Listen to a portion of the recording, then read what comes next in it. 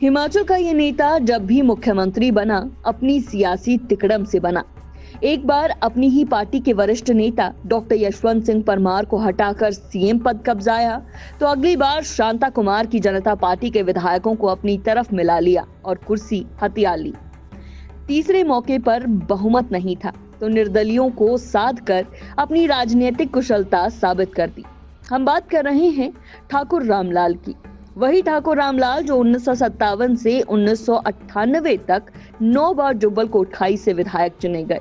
ठाकुर को हिमाचल प्रदेश में जोड़ तोड़ की राजनीति का जनक कहा जाता है।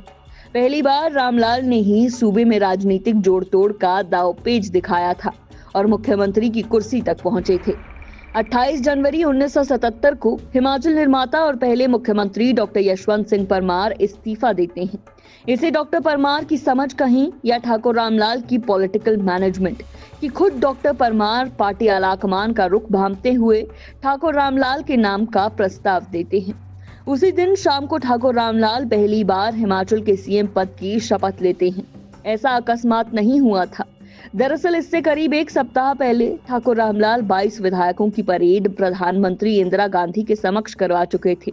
इस तरह ठाकुर रामलाल पहली बार मुख्यमंत्री बने, पर करीब 3 माह बाद ही प्रदेश में राष्ट्रपति शासन लग गया और बतौर मुख्यमंत्री उनका पहला टर्म समाप्त हुआ।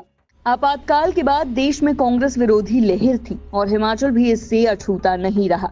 विधानसभा चुनाव में कांग्रेस का सुपड़ा साफ हो गया। प्रचंड बहुमत के साथ जनता पार्टी की सरकार बनी और शांता कुमार अगले मुख्यमंत्री बन गए। पर शांता भी सत्ता का सुख ज्यादा नहीं भोग पाए। फरवरी 1980 में ठाकुर रामलाल ने एक बार फिर अपनी तिकड़मबाजी दिखाई और शांता कुमार के 22 विधायक ठाकुर रामलाल के साथ हो लिए। रही सही कसर निर्दलियों ने पूरी कर दी और ठाकुर रामलाल फिर मुख्यमंत्री बन गए। 1982 में फिर चुनाव हुए और हिमाचल में पहली बार किसी भी पार्टी को बहुमत नहीं मिला। कांग्रेस को 31 सीटें मिली जो बहुमत से 4 कम थी और 6 निर्दलीय विधायक भी चुनकर आए थे। तब तक भाजपा का गठन भी हो चुका था और भाजपा भी शांता कुमार की अगुवाई में सरकार बनाने की जद्दोजहद में जुट गई।